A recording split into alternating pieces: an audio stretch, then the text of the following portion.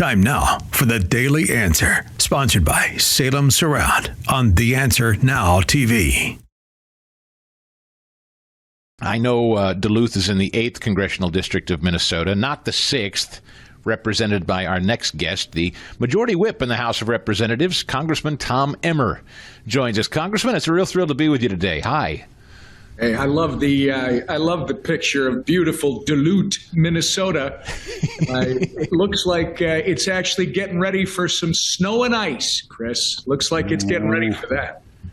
You guys do ice fishing up there? I've never done that. Have you ever done that? Oh, yeah. Come on. God created Minnesota because it's the only place where you can walk on water for part of the year. So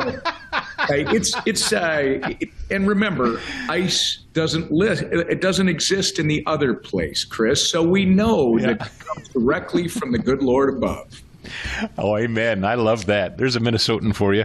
Hey, Congressman, there's so much to talk to you about. Chief among them, the president last night. I know all the left-wing media are very excited that the president has signed this legislation to release all of the Epstein files. This thing moved with lightning speed. It didn't need a whip to get through the House this time or the Senate. It moved fast. And I'm just curious, the president signed it speedily. I mean, I don't know what to say about it other than I couldn't believe how quickly it moved through the House. I guess I daydreamed that there would be any other piece of legislation that could broadly benefit the American people that could whip through the Senate that fast. Well, too much to hope for?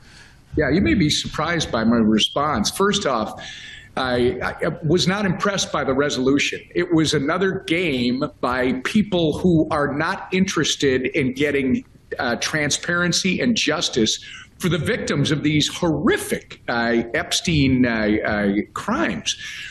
These are people who all they want to do is harm Donald J. Trump.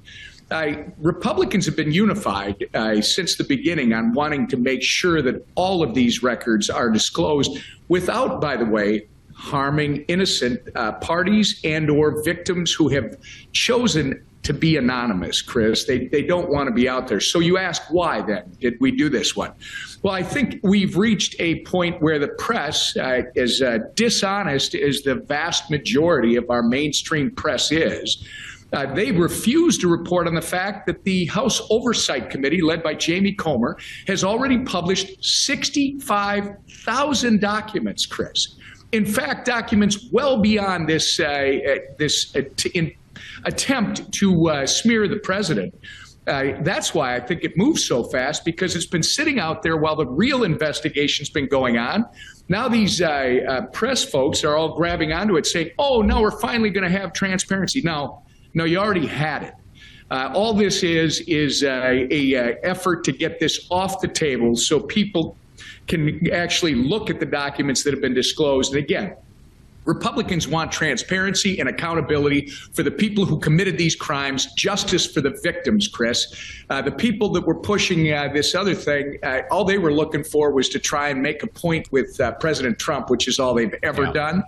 Otherwise, they would have done something about this in the 4 years that Joe Biden was in the office, right? And Trump campaigned on it. So another promise made, promise kept. Tom Emmer is with us, congressman from Minnesota's 6th Congressional District. He is the majority whip there, too. We just spoke with Tommy Tuberville over in the Senate earlier, Congressman, and he is one, like the president, who believes, let's get rid of the filibuster over there. Let's daydream for a minute and walk it out. Your job as whip is to whip votes, get people on the same page to hopefully pass some meaningful legislation. Let's daydream while you guys are still in control of the House and they were to get rid of the filibuster over there in the Senate. Everything just takes then a simple majority passage vote. Could we daydream for the next few months that the Trump agenda could sail through the House, sail through the Senate, and get to the president's desk? Yeah, it would be a dream. There's no question about that. I share the president's frustration. I understand exactly why this is so darn frustrating, because of this rule in the Senate that you've got to get 60 votes. We only have 53 Republicans. Quite frankly, we only really have 52 that have been able to vote together because one continues to vote no. And that means we need 7 or 8 Democrats, Chris. So the frustration that the president has should be a frustration that the 77 million people who voted for Donald J. Trump and the agenda that he ran on should have. That being said, right now, if you blow up the filibuster, which is not our call on the House side, as it is a total Senate issue, we pass things with a simple majority, as you know. If you were to get rid of the filibuster, the only thing I would say is that, by the way, I also share his belief that the second the Democrats are in charge, they will get rid of the filibuster. And they've told us already what their agenda is, right? They want to pack the court. They want to make Puerto Rico and D.C. states. They've got this list of wishes that they are going to do. So the president is right on about this is what they're going to do. We should be doing the same thing. The problem that he could have, you got to make sure if you get rid of the filibuster that you can get 50+1 vote every time for your agenda. First, they got to let America know exactly what they're going to pass with that simple majority. And second, you're going to have to get some senators who have not been very good to Donald Trump and Trump supporters to support the agenda. And you know well, how that is a huge component of it. I mean, we should not forget that there are a handful of Republicans that aren't exactly pals with the president and his agenda, Congressman Emmer. May I ask you, let's pivot to, gosh, I've got quite a bit here. How about very specifically codifying DOGE cuts and more rescissions? Do you think that could come through the House in the coming year? Well, the lawyer in me objects to a multiple question, but DOGE cuts and rescissions. First off, the DOGE cuts, they're in every appropriations bill, right? Every bill is cutting based on the waste, fraud, and abuse that Elon and company in the DOGE setting found and pointed out. Rescissions are kind of up to our friend Mr. Vogt, Russ Vogt in the Office of Management and Budget.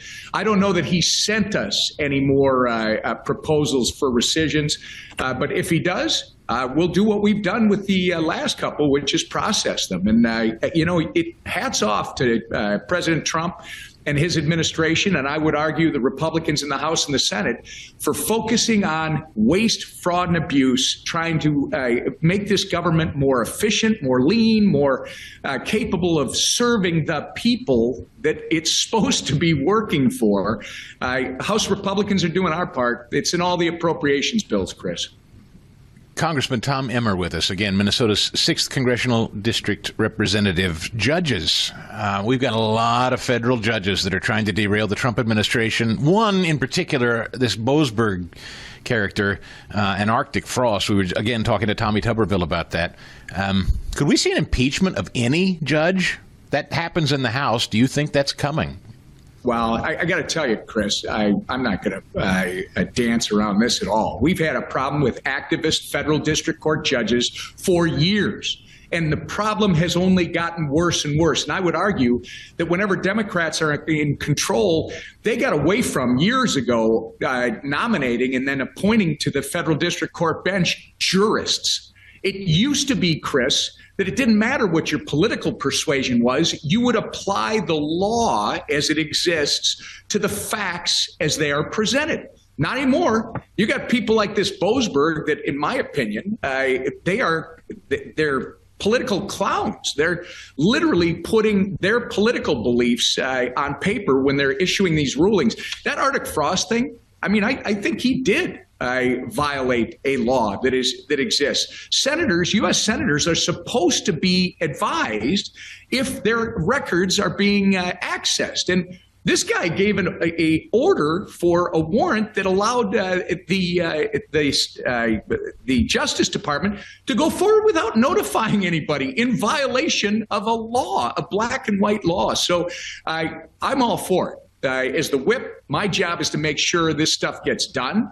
But I'm not going to have a problem if our speaker or one of our members says, look, these are grounds for impeachment. If they can establish those grounds, you got to start holding some of these federal district court judges accountable. You got to get back to judges being apolitical. They have to apply the law as it's given, by the way, created by the legislative branch and signed into law by the executive, to the facts that are presented rather than issuing rulings based on what their political persuasion is.